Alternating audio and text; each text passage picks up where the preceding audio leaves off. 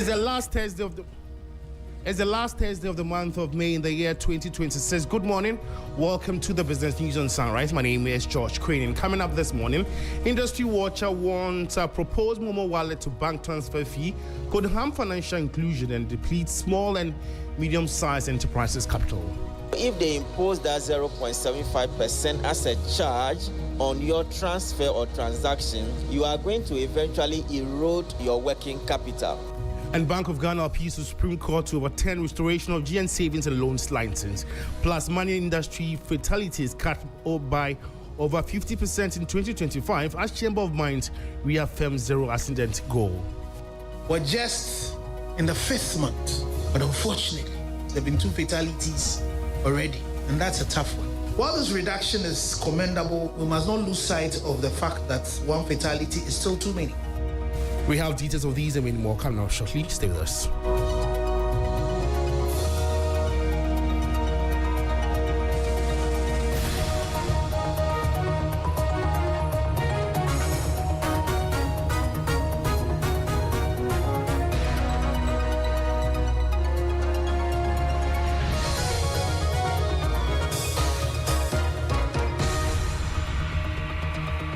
My name is George Crane, now the news in details. A finance analyst is warning that introducing a transaction fee on mobile money wallet to bank transfers essentially amounts to charging users on their existing capital rather than on new value creation. Nelson Codjoe Egbeta projects this could hit small and medium-sized enterprises the hardest, particularly those reliant on a high volume of daily transactions for regular payment and receipts. The Bank of Ghana has officially directed Mobile Money Fintech Limited to pause the implementation of its proposed 0.75% fee on direct wallet to bank transfers. Finance and tax analyst Nelson Codjoe Egbeta points out that applying the fee directly eats into individuals' or businesses' capital. When you are moving money from your wallet to your bank account, there is no value added or value creation at that point. It's just like you are picking money from your right pocket and you are sending it to your left pocket. And so if they impose that 0.75% as a charge on your transfer or transaction, you are going to eventually erode your working capital. As of April 2026, there were approximately 83 million registered mobile money accounts in Ghana, with about 26 million active accounts. In April 2026 alone, mobile money transactions reached a record 493.2 billion cedis, with an average of roughly 26 million daily transactions across the country. Egbeta argues that Momo wallet to bank transfers fee is likely to negatively impact financial inclusion. It is going to serve as a demotivation and disincentive for people to transact, payment and settlement using mobile money transaction. And so for me, I think it's a no-no.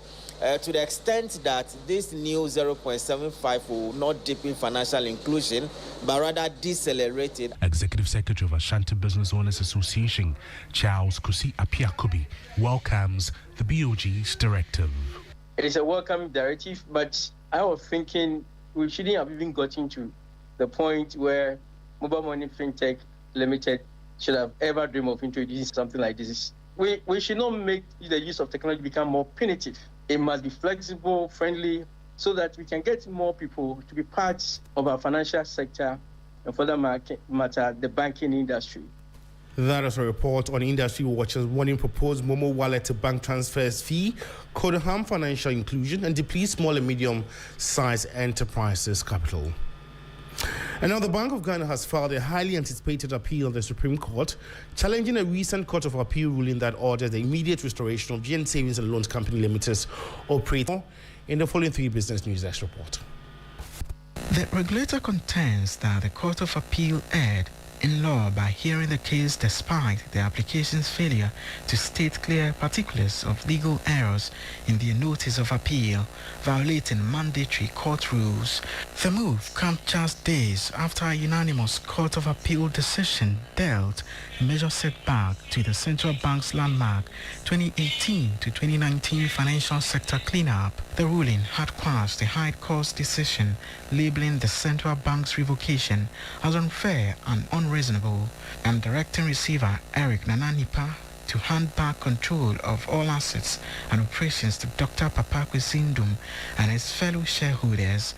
For Group Indum, the appellate victory offered a potential lifeline to revive the business after years of receivership, asset disposal, and lost market presence. However, this latest escalation shifts the battleground to the nation's highest court, freezing any immediate comeback plans for the financial institution.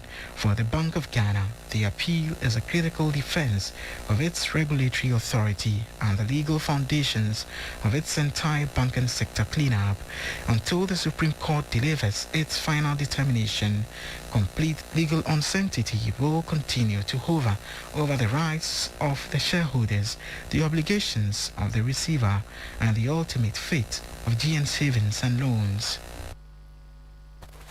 And that was a report on the Bank of Ghana appealing to the Supreme Court to overturn restoration of GN savings and loans license. If you just tune in, you listen to the Business News on Sirens of 3FM 92.7 with me, Josh Quinn, in More News this morning.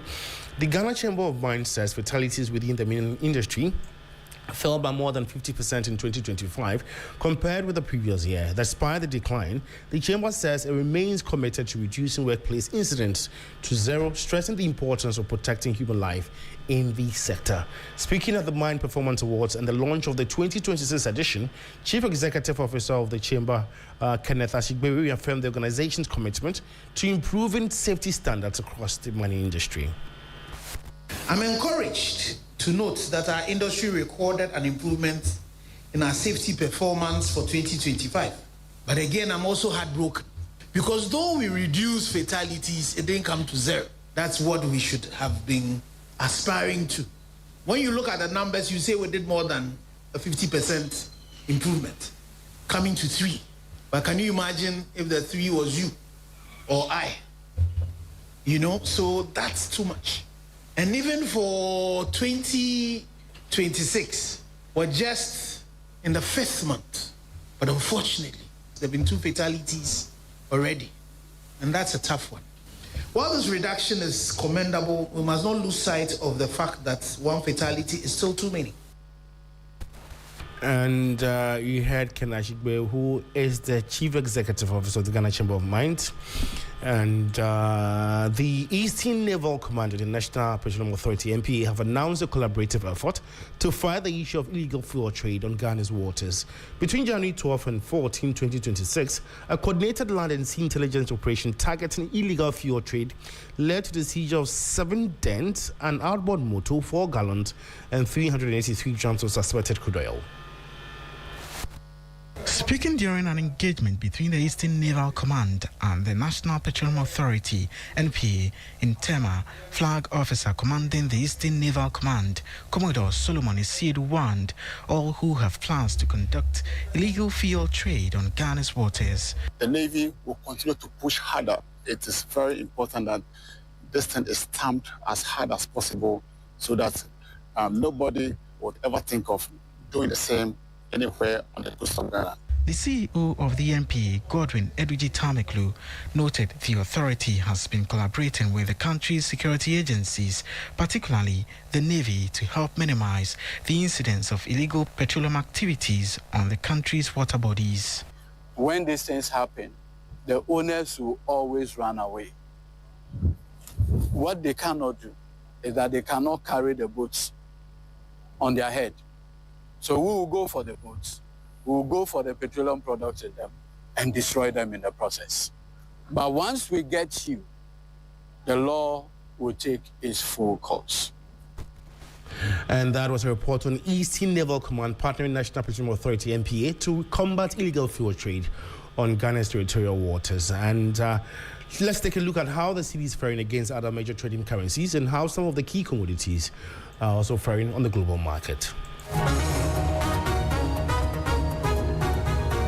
On the interbank foreign exchange market, the dollar is selling at 11 cedis, 69 pesos. It gained 6 pesos.